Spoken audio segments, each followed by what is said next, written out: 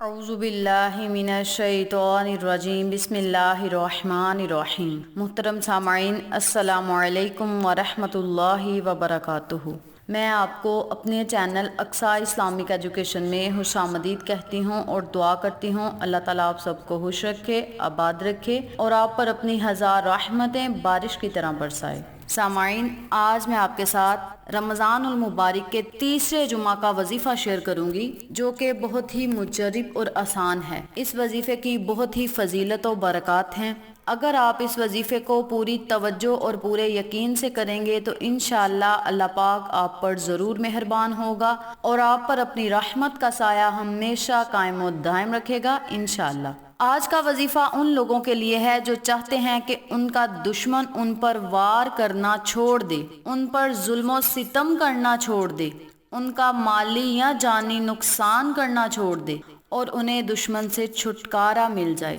تو وہ لوگ اس عمل کو، اس وظیفے کو رمضان المبارک کے تیسرے جمعہ کو ضرور کریں۔ اگر آپ کا دشمن آپ کو تنگ کر رہا ہے، آپ کے اندر اتنی طاقت بھی نہیں کہ آپ اس سے بدلہ لیں یا اس کا مقابلہ کر سکیں، یا آپ اپنے دشمن سے ڈرتے ہیں، آپ کو اپنے دشمن کا ڈر خوف ہے، آپ اپنے دل میں اس کا ڈر محسوس کرتے ہیں اور آپ کا دشمن بہت ہی طاقتور ہے، آپ اس کا کچھ بھی نہیں بگاڑ سکتے، وہ آپ کو حد سے زیادہ نقصان دے رہا ہے، پریشان کر رہا ہے اور آپ اس کا جواب نہیں دے پا رہے اور اس معاملے میں آپ بے حد پریشان ہیں، یا آپ کا دشمن جادو تعویذات کے ذریعے آپ کو نقصان پہنچا رہا ہے، گھر میں جادو کی وجہ سے بے سکونی کر دی ہے، لڑائی جھگڑے ہیں گھر میں، تو وہ لوگ اس عمل کو، اس وظیفے کو رمضان المبارک کے تیسرے جمعہ کو ضرور کریں اور پھر اللہ سے خصوصی دعا کریں، رو رو کر گڑ گڑا کر دعائیں مانگیں، انشاءاللہ اللہ پاک آپ کی ہر دعا کو سنے گا اور قبول فرمائے گا اور آپ کا دشمن دنیا کے سامنے ذلیل و خوار ہوگا۔ اگر وہ آپ پر کوئی وار کرے گا تو اس کا نقصان اسے خود ہی ہوگا، جو بھی وہ آپ کا نقصان کرنا چاہے گا وہ اس کا خود ہی ہوگا، پلٹ کر اسی کی طرف جائے گا، آپ پر کوئی جادو کا اثر بھی نہیں ہوگا اور وہ جو آپ کا نقصان کرنا چاہتا ہے وہ بھی نہیں ہوگا، بلکہ اس کا اپنا ہی نقصان ہوگا اور آپ کو دشمن سے چھٹکارا بھی مل جائے گا۔ تو وہ لوگ اس عمل کو، اس وظیفے کو رمضان المبارک کے تیسرے جمعہ کو لازم کریں اور پھر سب کچھ اللہ پر چھوڑ دیں اور دیکھیں آپ کا دشمن کیسے ذلیل و خوار ہوتا ہے اور خود ہی وہ پریشانیوں میں مبتلا ہوگا، جس پریشانی میں وہ آپ کو مبتلا کرنا چاہتا تھا وہ خود ہی ان پریشانیوں میں مبتلا ہوگا انشاءاللہ۔ تو چلیں آپ کا وقت ضائع کیے بنا ہم اپنے مقصد کی طرف چلتے ہیں۔ وظیفہ ذکر کرنے سے پہلے میری آپ سے گزارش ہے کہ میری ویڈیو کو آخر تک ضرور دیکھیے گا، اور جن لوگوں نے ابھی تک میرے چینل اقصا اسلامک ایجوکیشن کو سبسکرائب نہیں کیا وہ نیچے موجود لال رنگ کے بٹن کو دبا دیں اور ساتھ موجود گھنٹی کے بٹن کو دبا دیں تاکہ میری ہر نئی آنے والی ویڈیو کی اپڈیٹ آپ تک بآسانی پہنچ سکے۔ جزاک اللہ۔ وظیفہ کرنے کا طریقہ اچھی طرح سن لیں اور سمجھ لیں۔ آپ نے جمعۃ المبارک کے دن کسی بھی وقت، کسی بھی ٹائم، جمعہ کی نماز ادا کرنے سے پہلے یا جمعہ کی نماز ادا کرنے کے بعد 313 مرتبہ یا منتقیموں کا ورد کرنا ہے۔ اس کے اول آخر آپ نے 3 مرتبہ یا 11 مرتبہ درود ابراہیمی لازم پڑھنا ہے اور اللہ سے آپ نے پھر خصوصی دعا کرنی ہے، رو رو کر، گڑ گڑا کر، نہایت عاجزی انکساری سے آپ نے اللہ سے دعا کرنی ہے۔ اللہ پاک آپ کی ہر دعا کو ضرور سنے گا اور قبول فرمائے گا۔ آپ نے جمعہ کے دن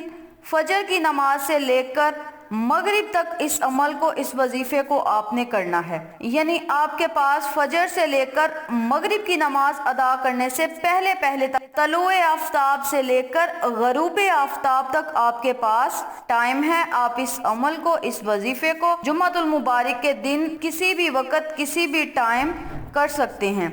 آپ نے صرف 313 مرتبہ یا منتقیموں کا ورد کرنا ہے، اول آخر 3 مرتبہ یا 11 مرتبہ درود ابراہیمی ضرور پڑھنا ہے، کیونکہ جس دعا اور جس وظیفے کے اول آخر درود ابراہیمی پڑھا جائے تو اللہ پاک اس دعا کو کبھی رد نہیں فرماتا، اس دعا کو ضرور قبول کرتا ہے جس کے اول آخر درود ابراہیمی پڑھا جائے۔ درود ابراہیمی کی اتنی فضیلت ہے کہ اگر اس کو وظیفے کے اول آخر یا دعا پڑھنے کے اول آخر پڑھا جائے تو وہ دعا بھی رد نہیں ہوتی اور وہ وظیفہ بھی ضائع نہیں ہوتا جس کے اول آخر آپ نے درود پاک پڑھنا ہے۔ آپ کو جلد از جلد اس وظیفے کا فائدہ ہوگا اگر آپ پوری توجہ اور یقین سے اس عمل کو، اس وظیفے کو کریں گے۔ اب میں آپ کو یا منتقیمو کا معنی بتاتی ہوں، وہ بھی توجہ سے سن لیں۔ یا منتقیمو کے معنی ہیں اے بدلہ لینے والے۔ یہ آپ نے اپنے اللہ سے مخاطب ہو کر کہنا ہے۔ اس وظیفے کو آپ نے جب کرنا ہے تو اللہ سے التجا کرنی ہے، فریاد کرنی ہے کہ مولا میرے دشمن کو مجھ سے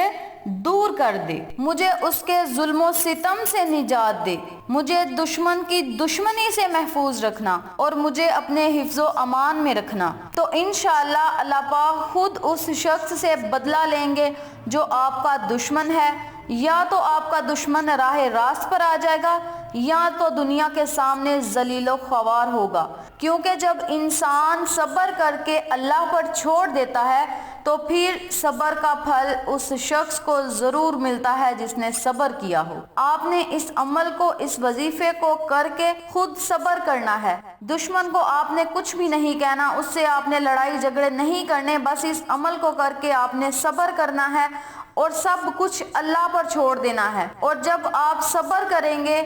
تو آپ کو صبر کا پھل تو ملے گا اور آپ کا دشمن رب کریم کی پکڑ میں آ جائے گا۔ اور جب کوئی بندہ اللہ تبارک و تعالی کی پکڑ میں آ جاتا ہے تو پھر اس کا انجام دنیا میں بھی برا ہوتا ہے اور آخرت میں بھی برا ہوتا ہے۔ اس عمل کو آپ نے جب بھی کرنا ہے تو اللہ تبارک و تعالی سے آپ نے یہی دعا کرنی ہے کہ مولا میں نے اس عمل کو، اس وظیفے کو کر کے تجھ پہ سارا کچھ چھوڑ دیا ہے، مولا میرا بدلہ تو ہی لے اور دنیا دیکھے، کیونکہ انسان جب کسی انسان سے بدلہ لے گا تو وہ دشمنی زیادہ ہوگی، لیکن جب اللہ بدلہ لے گا تو پھر انسان نے کس سے دشمنی کرنی ہے؟ پھر تو انسان بے بس ہو جائے گا اور اللہ سے معافی مانگے گا، روئے گا کہ مولا مجھے معاف کر دے، میں آج کے بعد کسی کا برا نہیں چاہوں گا۔ تو آپ نے بس وظیفہ کر کے اللہ پر سب کچھ چھوڑ دینا ہے۔ اس عمل کو آپ نے یہاں کرنا ہے اور پریشانیوں میں آپ کا دشمن مبتلا ہوگا۔ جن پریشانیوں میں وہ آپ کو مبتلا کرنا چاہتا تھا وہ خود اس مصیبت، اس پریشانی میں مبتلا ہو جائے گا اور اس کے ذہن سے یہ بات نکل جائے گی کہ میں نے اسے پریشان کرنا ہے یا اسے مصیبتوں میں مبتلا کرنا ہے۔ اللہ تبارک و تعالی اسے اپنی ڈال دے گا، وہ آپ کو بھول جائے گا۔ یہ وظیفہ بہت ہی مختصر ہے لیکن اس کی فضیلت و برکات بہت ہی زیادہ ہیں۔ جب آپ اللہ سے فریاد کریں گے تو اللہ پاک آپ کی ہر دعا کو سنے گا اور قبول فرمائے گا۔ تو جو لوگ دشمنوں کی وجہ سے پریشان ہیں وہ اس وظیفے کو رمضان المبارک کے تیسرے جمعہ کو ضرور کریں۔ آپ چاہیں تو اس وظیفے کو رمضان المبارک کے چوتھے جمعہ کو بھی کر سکتے ہیں، اور اس کے علاوہ آپ پورے سال میں جب بھی آپ کا دل کرے آپ اس وظیفے کو کسی بھی جمعے کو کر سکتے ہیں، لیکن طلوع آفتاب سے لے کر غروب آفتاب سے پہلے تک آپ نے اس عمل کو، اس وظیفے کو کرنا ہے۔ پورے سال میں جب بھی آپ کو دشمن تنگ کرے تو آپ نے بس جمعہ کے دن اس عمل کو کر کے اللہ پہ سب کچھ چھوڑ دینا ہے۔ لیکن اگر آپ رمضان المبارک میں اس عمل کو، اس وظیفے کو کریں گے تو اس کی بہت زیادہ فضیلت ہوگی اور اللہ تبارک و تعالی آپ کی دعا کو بہت نزدیک ہو کر سنے گا، کیونکہ جب آپ نے اسماء اعظم کو پڑھنا ہے، اللہ کو اللہ کے صفاتی نام سے یاد کرنا ہے تو اللہ پاک نے آپ کی دعا ضرور سننی ہے۔ جب کوئی انسان اللہ کو اللہ کے صفاتی نام سے پکار کر کوئی چیز مانگتا ہے، کوئی دعا مانگتا ہے، کوئی فریاد کرتا ہے تو اللہ پاک اس کی دعا کو سنتا ہے اور قبول فرماتا ہے اور اس کی فریاد کو سنتا ہے، اس کے آنسوؤں کی لاج رکھتا ہے۔ یہ تھی اس اسماء اعظم کو رمضان المبارک کے جمعہ میں پڑھنے کی فضیلت و برکات و فوائد و وظیفہ۔ جو میں نے آپ کے ساتھ شیئر کیا ہے۔ امید کرتی ہوں آپ کو میری ان تمام باتوں کی اچھی طرح سمجھ آ چکی ہوگی۔ اگر آپ کو میری کسی بات کی سمجھ نہ آئے تو آپ کومنٹ باکس میں پوچھ سکتے ہیں، ہم آپ کی رہنمائی ضرور کریں گے۔